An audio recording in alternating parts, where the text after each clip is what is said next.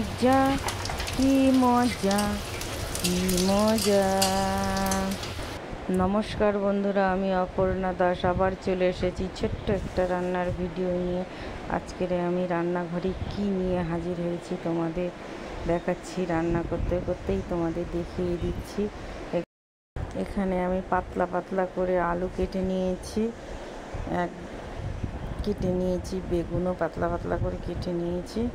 এই দেখো, এই যে হচ্ছে মৌটি মাছ, অনেকে বলে মৌরালা মাছ। এই মৌরালা মাছটা ভালো করে কেটে বেছে ধুয়ে ভেজে নিয়েছি। আর এখানে মশলা করে নিয়ে এসেছি আস্ত ধনে, জিরে, শুকনো লঙ্কা একেবারে পেস্ট করে সুন্দর করে নিয়েছি। এবার নিয়ে নিলাম। এবার মাছ ভেজেছি যে কড়াইতে, সেই কড়াইতে একটু জিরে, শুকনো লঙ্কা আর তেজপাতা ফোড়ন দিয়েছি।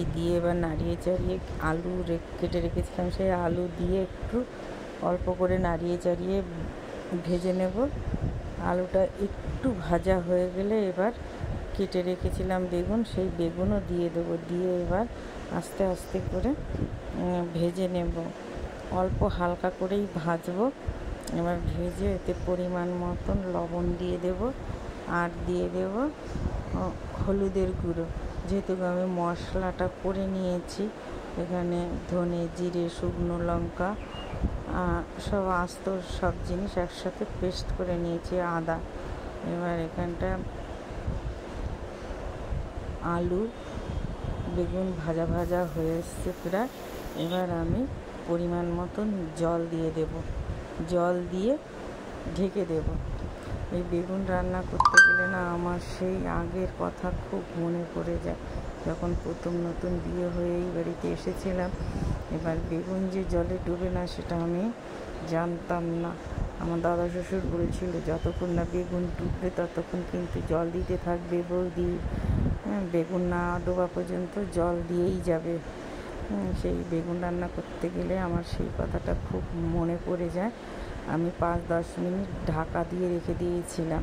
দেওয়ার পরে দেখো, ঢাকনা নামিয়ে নাড়িয়ে দিয়ে দেখলাম আলুও সেদ্ধ হয়ে গেছে, বেগুনও সেদ্ধ হয়ে গেছে। এবার ভাজা মাছগুলো দিয়ে দেব। ভাজা মাছ দিয়ে নাড়িয়ে মিনিট 2 ফুটিয়ে নেব। নেওয়ার পরে এই যে মশলাটাও দিয়ে দেব, যে মশলা করে রেখেছিলাম নামানোর কিছুক্ষণ আগে। এবার দিয়ে সেটাকে ভালো করে নাড়িয়ে চাড়িয়ে নিয়ে টকবক করে ফুটিয়ে নিলাম।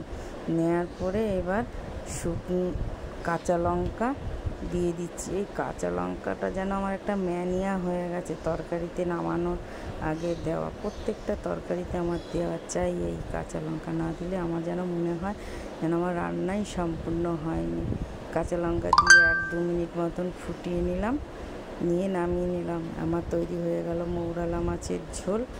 কেমন লাগলো অবশ্যই জানিও। টাটা বন্ধুরা, আবার দেখা হবে। খুব ভালো থেকো।